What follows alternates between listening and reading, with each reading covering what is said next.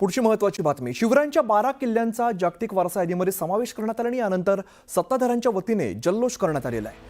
विधानभवन परिसरातील शिवरायांच्या पुतळ्याला पुष्पहार अर्पण करत एकमेकांना पेढे भरवण्यात आले आणि यावेळेला मुख्यमंत्री देवेंद्र फडणवीस, उपमुख्यमंत्री एकनाथ शिंदे आणि उपमुख्यमंत्री अजित पवार यांच्यासह महायुतीचे आमदार आणि मंत्री उपस्थित होते। विधिमंडळाच्या पायऱ्यांवर जोरदार घोषणाबाजी सुद्धा करण्यात आली।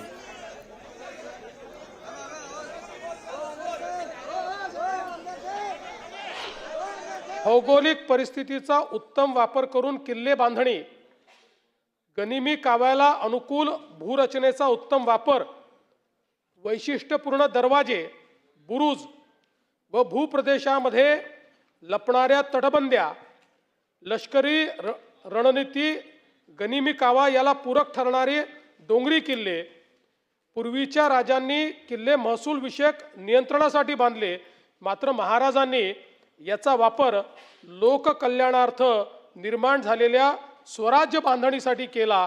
हा विचार युनेस्कोने अद्वितीय वैश्विक मूल्य म्हणून मान्य केला आहे।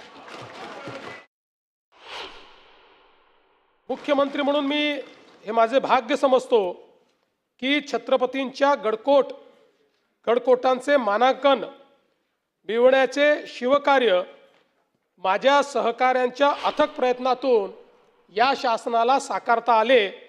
आता हे मानांकन टिकवणे हे आपल्या पुढे एक मोठे आव्हान आहे।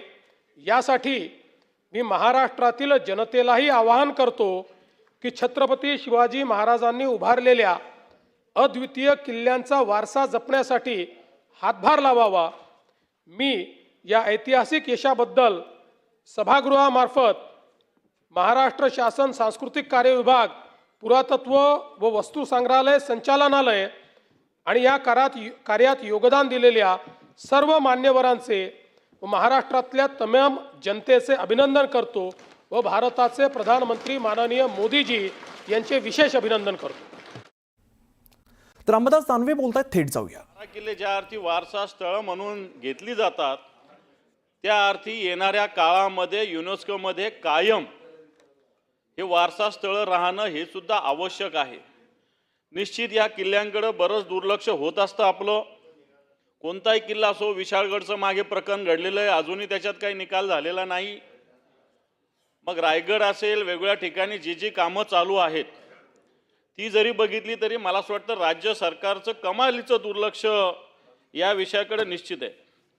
नुसतं निधी देऊन हे काम होणार नाही, त्याच्यासाठी व्यवस्थित स्टाफ असला पाहिजे, व्यवस्थित मेंटेनन्स असलं पाहिजे। कित्येक किल्ल्याला स्टाफ उपलब्ध नाही आहे सभापती महोदय, आणि म्हणून हा 12 किल्ल्यांचा मला असं वाटतं त्याच्यावर आपण नंतर चर्चा करू, परंतु आत्ता 12 किल्ल्यांचा जो वारसा स्थळामध्ये सहभाग केलेला आहे युनोनी, मला असं वाटतं छत्रपती शिवरायांचा हा इतिहास, हा महाराष्ट्राच्या स्वाभिमानाचा, महाराष्ट्राच्या युद्धनीतीचा आणि महाराष्ट्राच्या पराक्रमाची गाथा या निमित्तानं निश्चित देशभर नव्हे तर जगभर गेलेली आहे, ती आणखी ताकदीनं जाईल।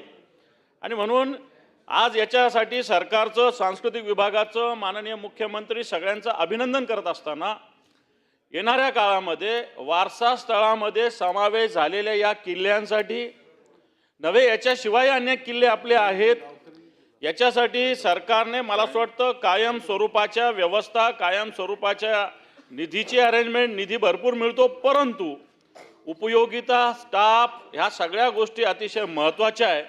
आणि म्हणून सरकारचं अभिनंदन करत असताना येणाऱ्या काळामध्ये या किल्ल्यांच्या माध्यमातून आणखी कशा अर्थानं आपला महाराष्ट्राचा स्वाभिमान, पराक्रम हा जगामध्ये गाजेल याच्यासाठी मला वाटतं प्रयत्न करण्याची आवश्यकता आहे। आणि त्याच्यासाठी कायमस्वरूपी सरकारने योजना करण्याची गरज असं मला वाटतं। मी पुन्हा एकदा समस्त सगळ्या सभागृहाचं, सरकारचं मनपूर्वक अभिनंदन करतो की या 12 किल्ल्यांचा युनेस्कोने सहवास केलेला आहे। धन्यवाद सभापती महोदय। मी विरोधी पक्षनेत्यांचं आभार व्यक्त करतो की हाच मोठेपणा, ही परंपरा आपल्या सभागृहाची आहे। या निमित्तानं केंद्रीय पंतप्रधान सन्माननीय नरेंद्र मोदी साहेब असतील, देवेंद्रजी असतील आणि दोन्ही उपमुख्यमंत्री यांचाही मोठा रोल आहे। माझी आपल्याला विनंती एवढीच आहे की हा आपला महाराष्ट्राच्या स्वाभिमानाचा, अभिमानाचा, आनंदाचा विषय आहे. तर मंत्री या ठिकाणी आहेत शंभूराजे. आपण या विषयाचा सगळ्यांना आनंद झाला आहे. केवळ सत्ताधारी नाही, आशिषजी आलेत, तर माझी या निमित्तानं विनंती आहे, आशिषजी निवेदन करतीलच, परंतु आपण जसं सांगितलं तसे अनेक प्रश्न आहेत गडकिल्ल्यांवरचे, अनेक त्यांना निधीच्या तरतुदी आहेत. याचं आता युनेस्कोने केलं आहे, पण ते जतन करण्याची मोठी जबाबदारी आहे. तर या संदर्भात एक चर्चा या सभागृहात सुमोटो आपण आदेशित करावं सरकारला, कारण याच्या बाबतीत सर्व महाराष्ट्राला आनंद झाला आहे. विरोधी पक्ष असेल, सत्ताधारी पक्ष असेल, तर या ठिकाणी अशा प्रकारची एक चर्चा घ्यावी आणि एक आपला अभिनंदनाचा ठराव पंतप्रधान नरेंद्र मोदी साहेब, माननीय देवेंद्र फडणवीस साहेब, दोन्ही उपमुख्यमंत्री आणि आशिषजी शेलार यांचा आणावा आणि त्या अनुषंगाने गडकिल्ल्यांची चर्चा व्हावी, अशा आपल्या माध्यमातून सरकारला माझी विनंती आहे. माननीय विरोधी पक्षनेते अंबादासजी दानवे साहेबांनी जो काही पॉईंट ऑफ इन्फॉर्मेशनच्या द्वारे प्रश्न उपस्थित केला आणि गटनेते प्रवीण दरेकर यांनी त्यांना अनुमोदन देत चर्चेची मागणी केली, त्या अनुषंगाने सांस्कृतिक मंत्री सभागृहामध्ये उपस्थित आहेत, तर ते बोलतील.